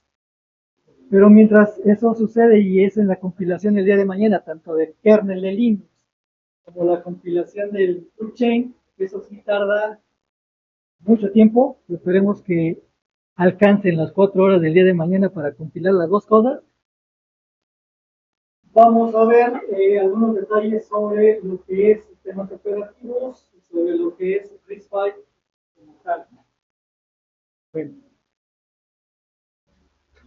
Obviamente, la inquietud de mucha gente de computación pues, es cómo trabaja un sistema operativo. Y hay muchos, no de todos, ¿no? Y hay muchos desarrollos de sistemas operativos que ya existen como propuestas iniciales por si alguien las quiere continuar. Obviamente hacer un sistema operativo no es nada simple y nada sencillo. Porque es un desarrollo de software, un proyecto bastante complejo y ha habido años y años en la que las compañías Linux, Unix han trabajado en desarrollo de proyectos de software. Pero bueno, eso no impide que alguien inquieto deba hacer un sistema operativo, pero para eso necesitas saber dos cosas principales: programar, de programación y arquitectura de computadora. Son las dos herramientas que básicamente alguien que quiera hacer un sistema operativo necesita conocer y saber.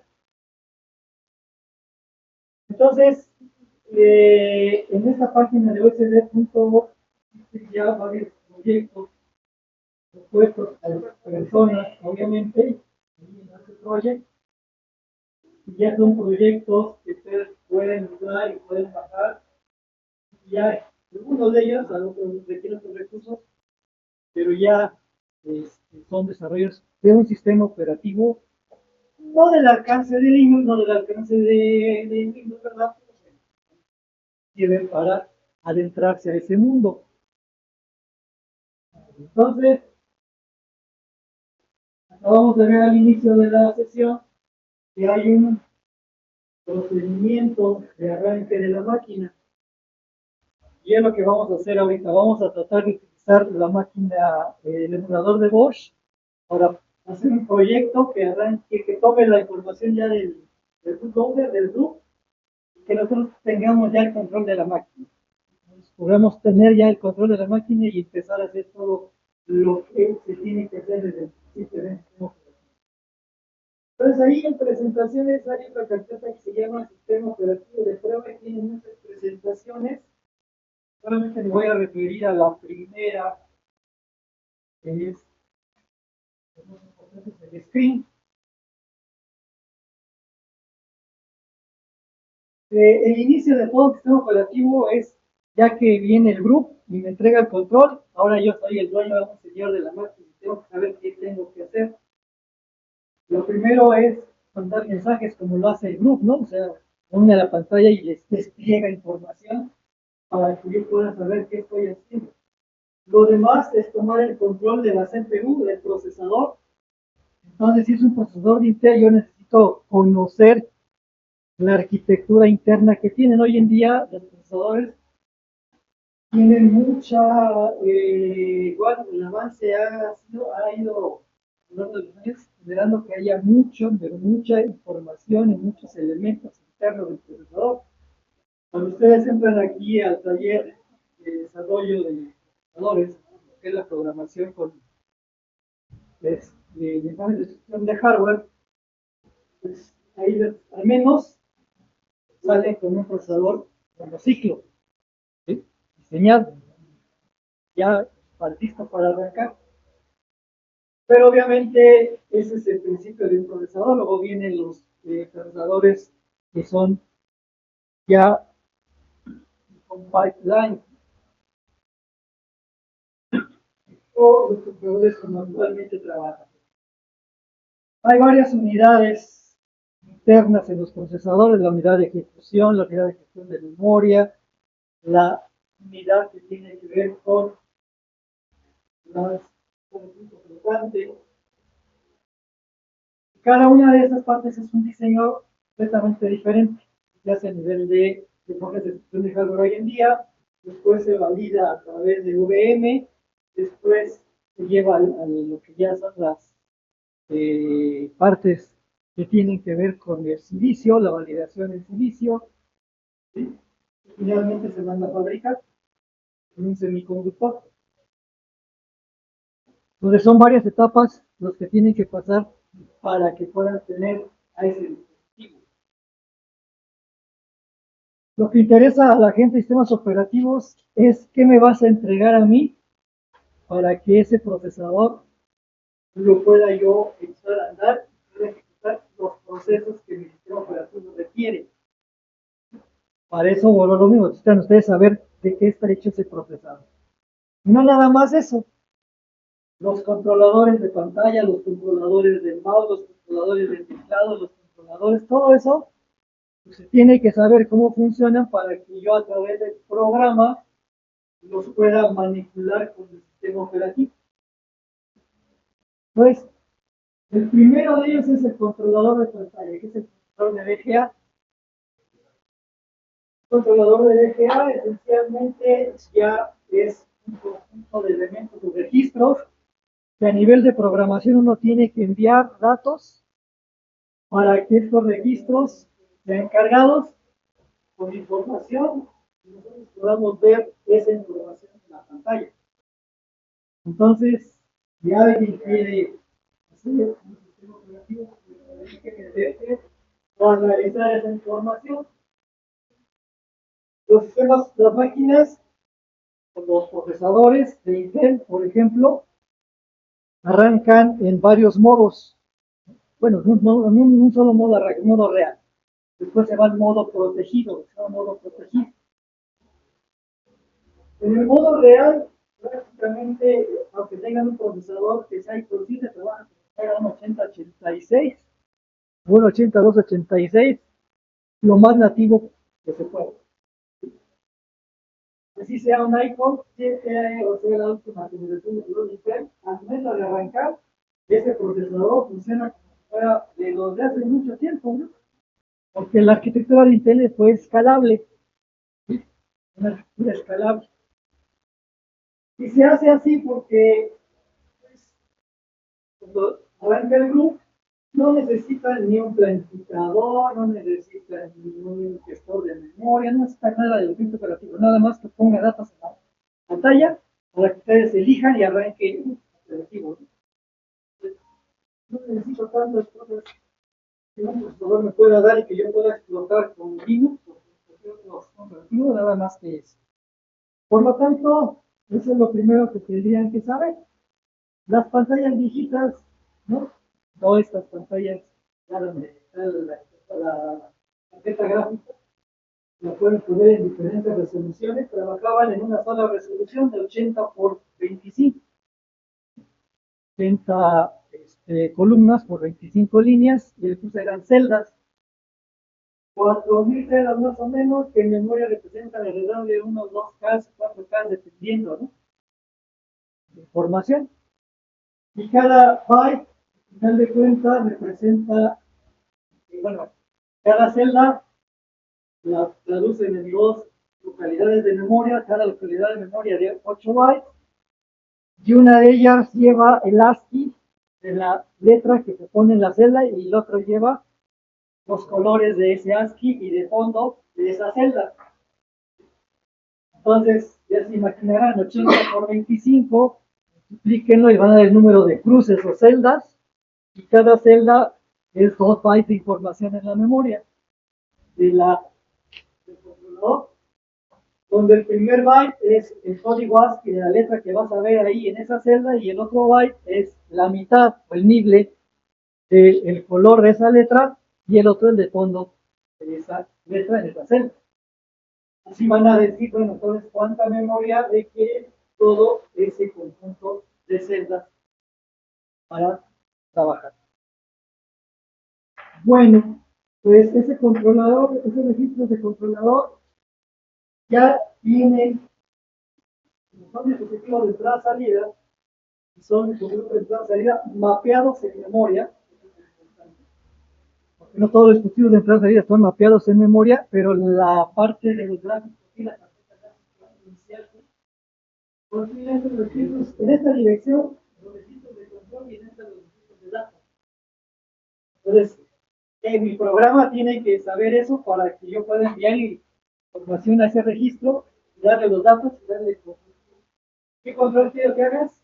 Escribir, te vas a escribir el primero, el segundo byte, luego te dio la información que vas a hacer. El disco duro, igual, un disco duro tiene registros de control que reciben información cuando van a escribir sobre algo, leer para saber qué voy a escribir y qué voy a leer. Son 7 los registros que un disco duro debe tener, independientemente de que la marca sea Seagate, sea lo que sea. Ahí van los registros. ¿Por qué? Porque el hardware se tiene que adaptar ya con el tiempo, se tiene que adaptar a lo que el sistema operativo dice.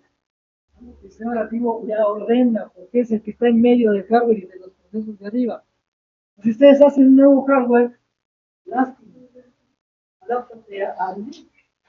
Yo ya tengo años desarrollando sistemas operativos. Por eso es la forma y la estructura de un módulo. Yo te doy la forma y la estructura del módulo para que tú te adaptes y hagas con eso que trabaje tu hardware que tú haces. No, tú me vas a venir a modificar mi sistema operativo porque eso no se vale. Imagínate que hay muchos fabricantes de hardware y pocos de sistemas operativos.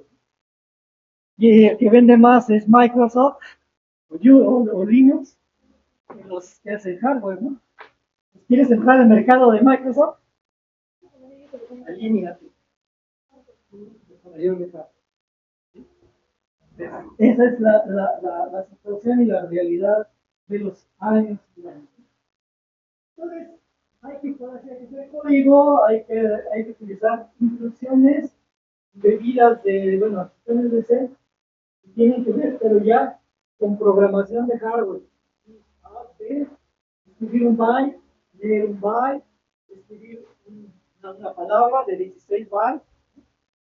Esas instrucciones son las que hay que usar para programar esos registros y bajar la información al controlador de DGA. Y obviamente, pues el sigue utilizando sus funciones normales para colocar un carácter en la celda, para limpiar todas las celdas, para recorrer y hacer un scroll de todo el texto y demás.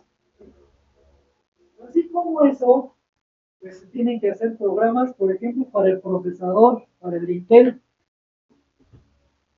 Acabamos de decir, la máquina arranca en modo real. Yo necesito programar los registros del procesador de Intel para llevarlo a modo protegido.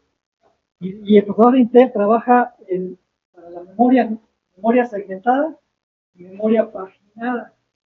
RISC-V ya bien desde hace mucho tiempo los procesadores como RISC-V ya trabajan solamente con paginación de memoria. Pero Intel, como fue escalable y desescalable, sigue trabajando en algunos casos, como en el caso de los procesadores de Linux, con memoria segmentada. Independientemente que sea segmentada o paginada la memoria o el modelo de memoria que ocupe el procesador, en ambos casos son modos protegidos, hay que verlos a modo protegido el procesador.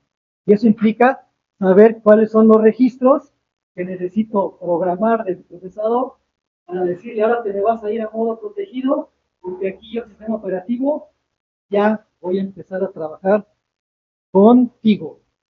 ¿En qué se relaciona eso de modo protegido con el sistema operativo? Pues precisamente en el modo usuario y modo kernel. Porque el modo protegido le permite a los procesos de kernel ejecutarse en las áreas de memoria distintas a las áreas de memoria de usuario, los procesos de usuario. Cuando un proceso de usuario se levanta, se le asignan permisos de acceso que se consultan primero para ver si es un kernel lo que está queriendo entrar a esa área o es un proceso de usuario. De esa manera se protege las áreas de memoria y se protege todo el conjunto de información que está en la memoria de la computadora y el sistema operativo ya toma los controles correspondientes porque el hardware se lo está permitiendo. Por ejemplo, quizás han oído el término de TLBs. Pues las CPUs tienen un TLB, una TLB, y eso está muy ligado a la jerarquía de memoria. Jerarquía de memoria significa en las máquinas, a ver, yo tengo un conjunto de registros de ejecución, pero si yo tuviera la memoria física, me tardaría demasiado en estar haciendo llevar la información de la memoria física a los registros del procesador. Mejor hay que se pone una memoria caché, ¿no? Las memorias caché de los procesadores, nivel 1, nivel 2, o los niveles que quiera. ¿Qué objetivo tiene una memoria caché?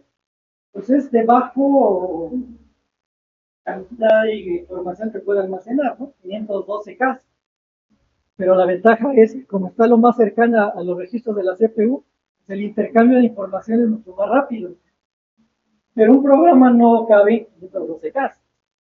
Entonces, continuamente tiene que estar cambiando esa información a lo que está en la memoria, las bits de memoria, la memoria como tal de la computadora, para que esto funcione.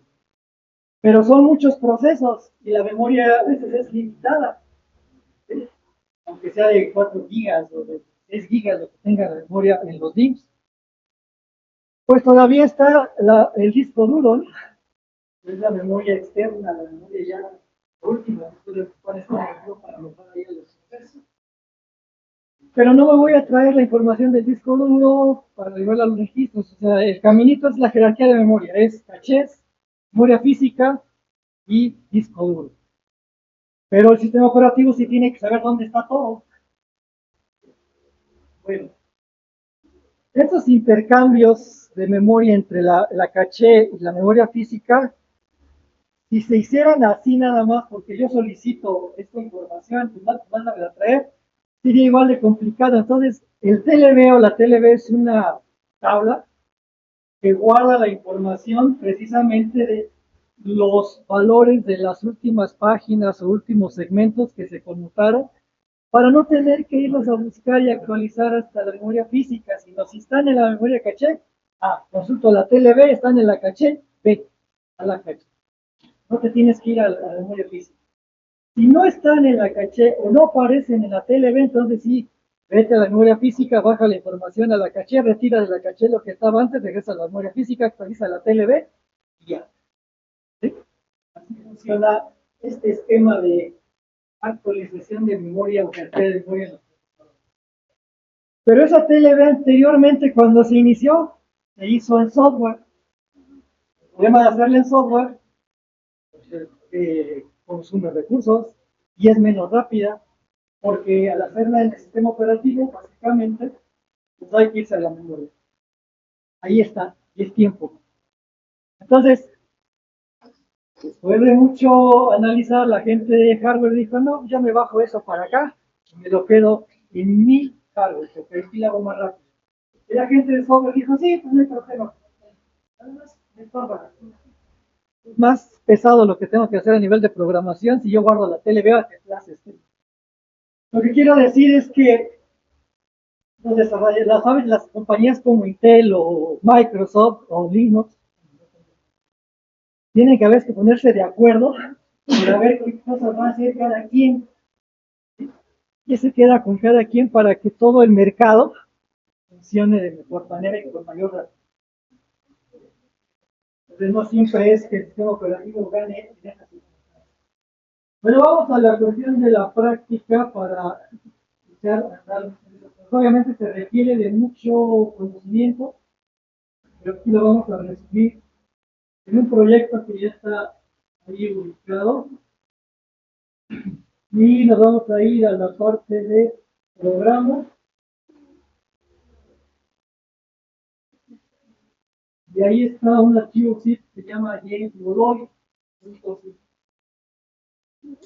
La primera vez que dije, bueno, podríamos dar un curso en donde pusiéramos el ejemplo de cómo arranca un sistema operativo desde cero, y habría un proyecto, la respuesta fue sí, hay varios proyectos, pero un proyecto didáctico que te enseñe desde el control de pantalla hasta cómo levantar, llevar al procesador a modo protegido y luego modo, memoria segmentada, memoria paginada y luego montarle un planificador y luego montarle. Aquí existirá la búsqueda con sí, y es el proyecto precisamente de esta persona de James Dollar. Ya actualmente no está la página activa, es de Reino Unido. No está activa la página, pero bueno, en aquel tiempo sí estaba y nos consumimos todo el repositorio, ¿no? Toda la información. Con la diferencia de que cuando él hizo el repositorio lo hizo para correr la imagen del operativo, la montó sobre imágenes de disco duro. Hoy actualmente ya el disco flexible, perdón, flexible. Oye, el disco flexible ya ni siquiera es parte del museo, ¿no? Oye, las ISOs son lo de hoy, no una ISO. Ustedes también se bajan la ISO del sistema operativo para instalar el operativo. Entonces, tuvimos que buscarle y decir, bueno, ¿cómo hacemos una ISO para que pueda correr sobre un disco duro, ¿no? Esa fue la búsqueda adicional de lo que nos trae ese proyecto. Entonces, bájenlo, por favor, y vamos a ver su contenido interno de esa carpeta. Ustedes descomprimen el archivo, nada más ahí esta carpeta. Molloy, moví.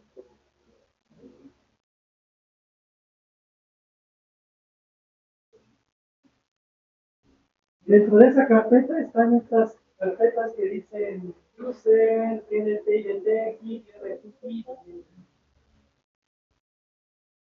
Aquí vamos a ir a la carpeta de TNT. Cada carpeta es un proyecto diferente y es parte de este proceso educativo que les acabo de decir, ¿no? Nada más que no aparece. Realmente son 9 carpetas las que vienen a aparecer ahí, pero ahorita no nos quedaron ahí 4. pero ya en una clase que hacemos, pues ya llegamos las 9. Pero bueno, no importa. De alguna manera se consume, como es un proyectito escalable, el segundo consume al primero y el tercero a los anteriores y así sucesivamente. Este más o menos es como el cuarto ya, ¿no? En este proyecto se programa la tabla de descriptores globales y la tabla de descriptores de interrupción del procesador de Intel. Por eso se llama GDT, GDT, ¿no? Global Descriptor Table and Interrupt Descriptor Table.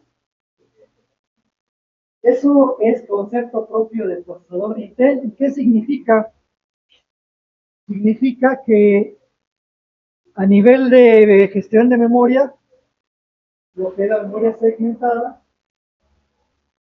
se requiere trabajar y programar esas tablas de descriptores para que el procesador pueda irse y operar a la memoria segmentada.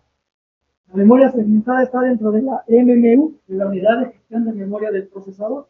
Ahí está toda la lógica de compuertas y de sistema secuencial, combinatorio, que sirve para hacer la GDT, la IDT y los registros. Pero a lo mismo hay que saber programarla. ¿Ya están todos ahí? Entonces, los puntos básicos para que estos proyectos funcionen son tener los archivos fuentes están bajo la carpeta de SUS o de SRC. Ahí está todos los archivos fuentes necesarios para que este proyecto funcione. Aquí se alcanza a observar que por aquí debe estar el archivo de la pantalla de monitor. Este archivo es el que gestiona al monitor, al controlador de VGA.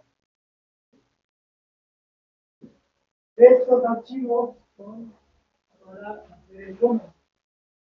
Y el más importante y el que se comunica con el group es el group.s. Está escrito en ensamblador. Lo voy a abrir. Este es el archivo fuente, que es el puente de comunicación entre mi kernel o mi proyecto que voy a hacer y el group.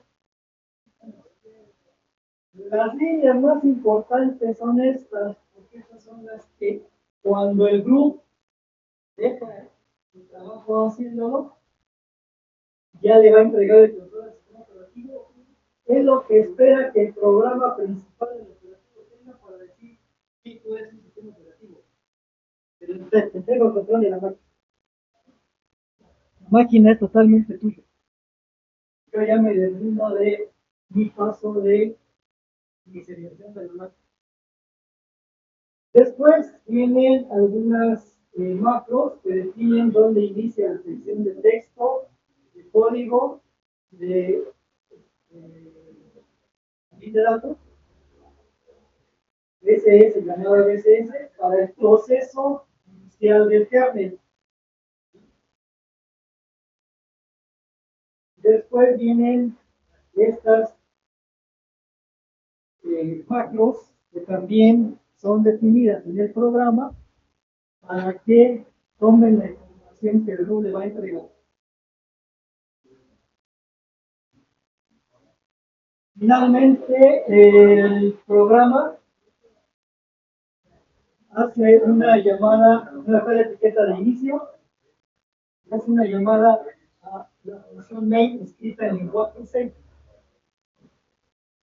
Aquí es donde un sistema operativo primero arranca y está todo en ensamblador. Todo lo que se puede hacer en ensamblador, que es comunicarse y programar los controladores, todo lo va a hacer en ensamblador. Cuando ya tiene esa información, como se alcanza a observar ahí, ahora sí puede entrar el código de lenguaje C para trabajar. 95% del código de un sistema Linux es C y el otro 5% es ensamblador.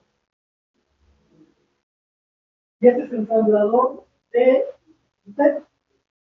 Nada más que está bajo, este no es un punto ASM, es un archivo punto S.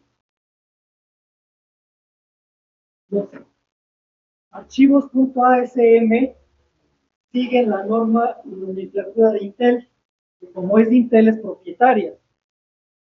Entonces, Linux, como es código abierto, no puede utilizar ese formato, esa forma de ensamblador de Intel, aunque sí hay una herramienta que se llama NASM. Ustedes programan con código de ensamblador de Intel, les genera el archivo de salida para después enlazarlo y generar el archivo ejecutable. Entonces se creó lo que es el ensamblador de AT&T.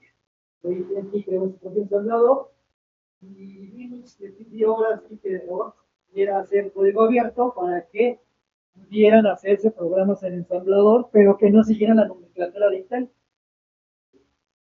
siguieran la nomenclatura de AT&T. Por eso es que en Linux ustedes se van a encontrar que todos los archivos .s son de ensamblador de Intel, pero no siguen la nomenclatura de Intel. Es una variante nada más, para no transgredir las cuestiones de registro. Bueno, el programa main.c, que es el que entrega el control, está ahí también, lo voy a abrir. Y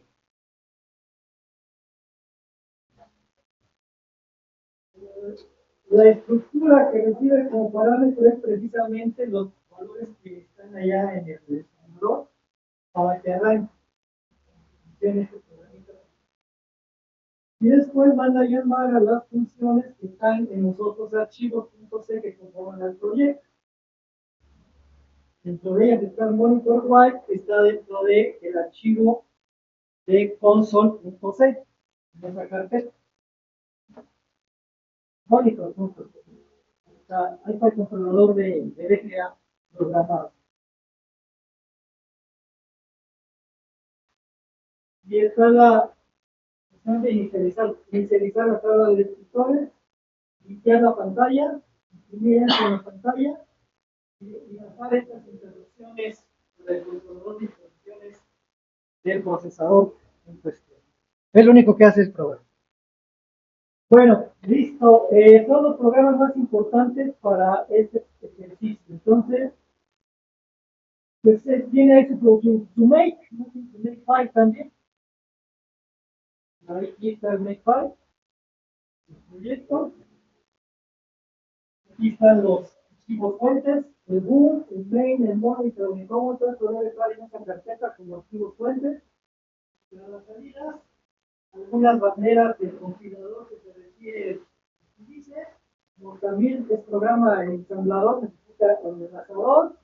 El formato de salida del archivo resultante es en R32. El R32 es el formato que Linux impone a los archivos ejecutables. Ahí les dije, ¿no? Hay un archivo de cabecera y el cuerpo ejecutable. Eso se llama R32. Y todas las recetas para make, fin, y los enlazadores ligados a las recetas y valores que tienen allí en el make. Vale, entonces vamos a hacer esa carpeta y vamos a hacerle el make a ese make file. Yo ya estoy ahí en la carpeta, ya hice el desplegado de los archivos y voy a hacer el make. Lo que va a hacer ahorita es generarme este archivo de kernel.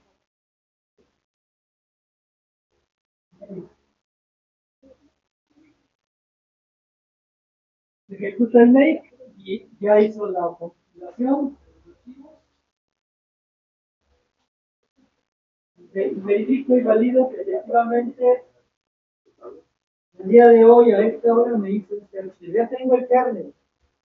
Ya tengo el archivo que va a ser el kernel de este pequeñito ejemplo del sistema operativo. Pero ahora falta crear la ISO, la imagen, para que la cargue en el emulador, porque el emulador solamente carga ISO, no me va a cargar un kernel nativo. Entonces eso lo vamos a ver mañana porque son las 8.